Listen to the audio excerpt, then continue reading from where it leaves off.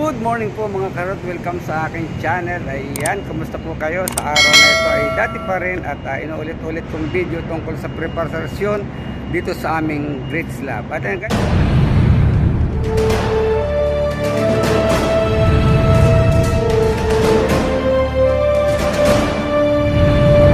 guys, kung makikita nyo sa likod ko, yan, may umpisa po tayo ng ating termite pest control. Ayan, at dito nga po tayo, tingnan nyo guys, at ating mga bubuhusang slab itong area na ito.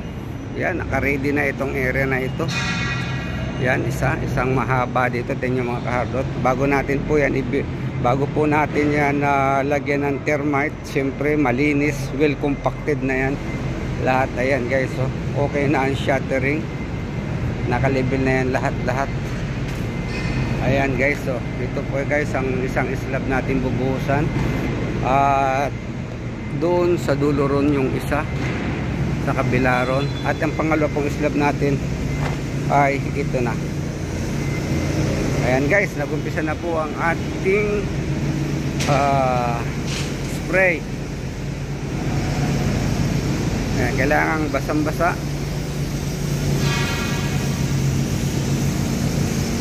Ayan guys,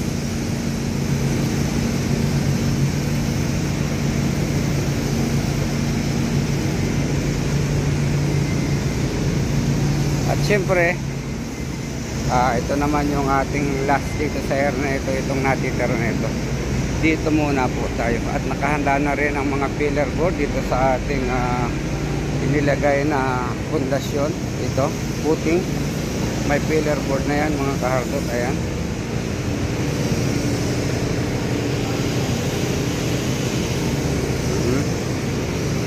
dito kompleto na yan, ready na ang ating mga tao. Ayan guys, at nagsusukat na rin po ang ating steel fixer para sa kanilang steel installation dito. Ayan, sige po, at abang-abang po tayo sa ating abang-abang lang po sa ating gagawin sa araw na ito, na ipakikita ko sa inyo tungkol sa slab preparation nitong ating production building. At syempre pagkatapos nyan guys ng ating termite, automatic yan, lalagyan agad ng plastic para hindi sumingaw. At inuulit ko guys, 48 hours lamang dapat mabuhusan ang ating slab. Yan po ang detalye, ang accuracy ng ating termite. Ayan guys,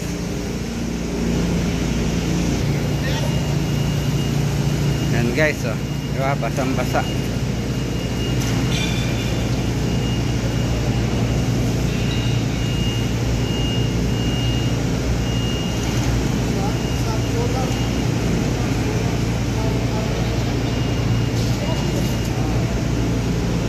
At siyempre mga karot, ayan, inuumpisa na natin, ilalatag agad nila ang plastic. Gumagamit po tayo ng polyethylene sheet 350 micron. Ayan guys,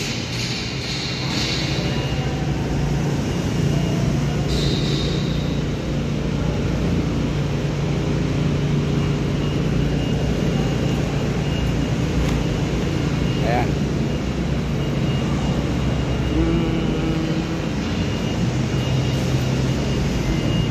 350 micron po yan mga kahargot.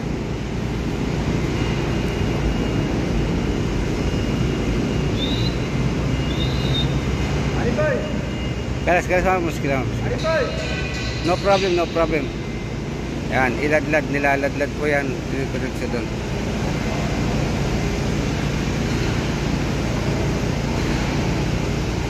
That is 25 meters 25 meters po yan, haba nyan. 420 ang lapad.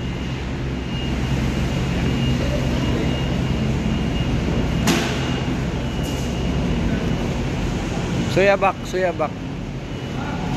Suya kincho, kuya ko. Ashira sinti bara. So, asirasin di kencho, kencho. Sige! Hop, hop! Tal, tal. Tal, tal. Come, come, come.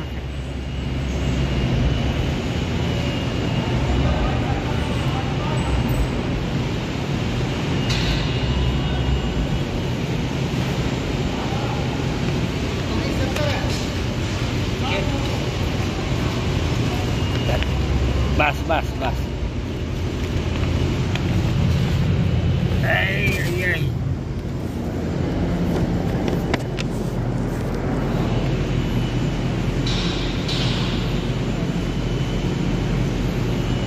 Bring inside. Dali na, inside. Aywa.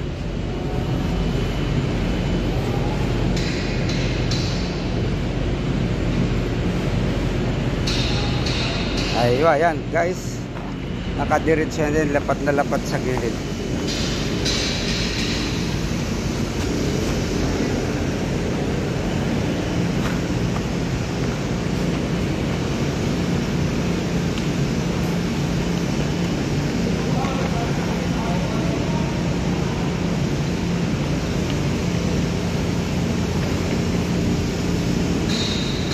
Sak! Ayaw, mamusla, no problem. Ayan guys, oh. Yan, latagan agad, kailangan latagan agad ng plastic.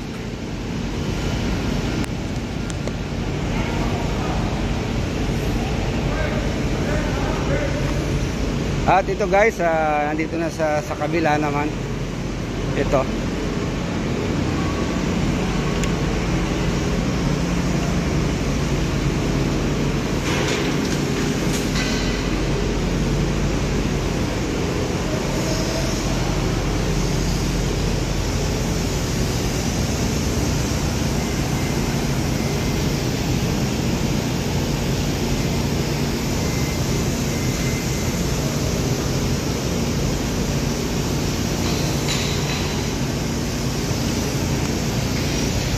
Ayan guys, at ganyan po ang preparasyon yan pagka nailatag ang nalagyan, na-sprayan, obligadong lalagyan ng termite.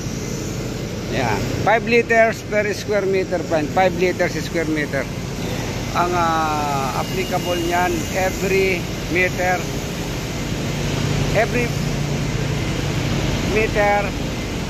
5 liters. Ayan po, yan ang ratio. Ayan.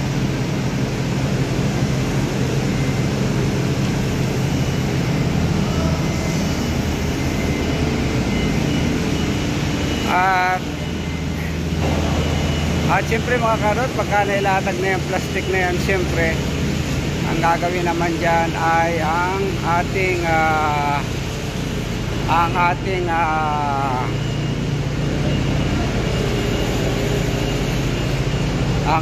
bakal.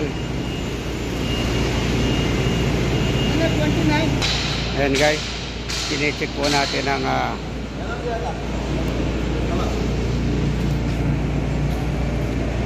no problem, no problem.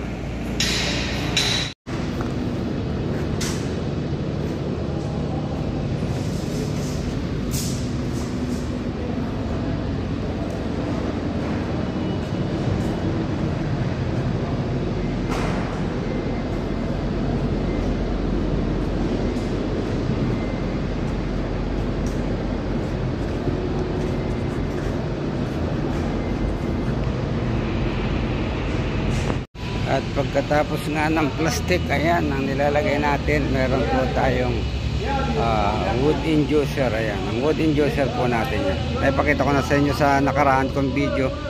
Ayan, nakasinto po yan, nakasinto sa ating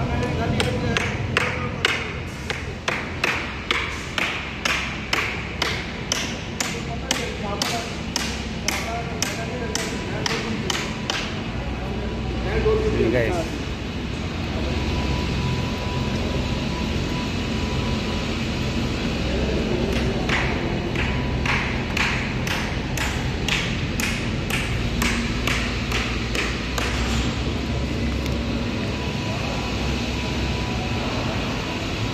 Yan, oh, diba?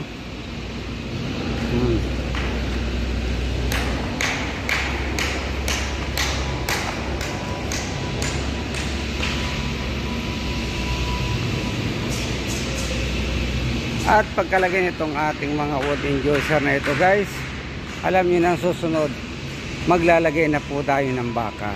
At yun na ang continuation ng ating trabaho. Tingnan ninyo guys, ito at naghakot na sila ng bakal dito para sa ating slab.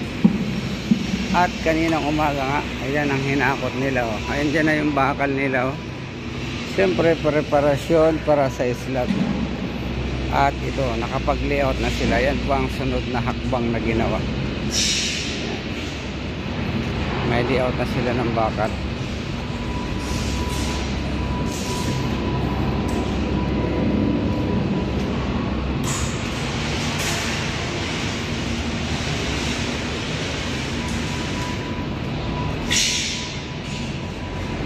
Hindi makita, against the light tayo. Against the light, babalik po tayo. Babalik. Balik tayo guys. So ayan. Dito nga pala guys, meron tayo ditong deband. Itong mga dowels na ito, meron po tayo ditong grease. Meron po tayong grease na ilalagay dyan dito sa joint na ito. Every 3 joint. Every 3 joint meron pong joint. After 3 expansion joint, then deband ulit. And guys, at ang ating bakal na inumpisan ngayon. Ayan. At maraming salamat po sa inyong panonood. At kung kayo may mga katanungan tungkol dito sa aming ginagawa, wag lang pong mag-atubili, mag-count at mag-message lang po, comment lang sa baba para ma-share ko naman ang aking mga opinion para sa inyo. Yun mga kardot, at yan po ang pinakita ko sa inyo, ang kahalagahan ng termite solution or pest control na diniligan nga po natin ng pest control bago natin nilatagan ng polyethylene sheet. At ang polyethylene sheet po, yan po ang para hindi mag-direct contact ang konkrito sa lupa. Kailangan po natin ng 350 micron na sinabi ko sa inyo yan. At pagkatapos po yan, naglagay po tayo ng wood inducer.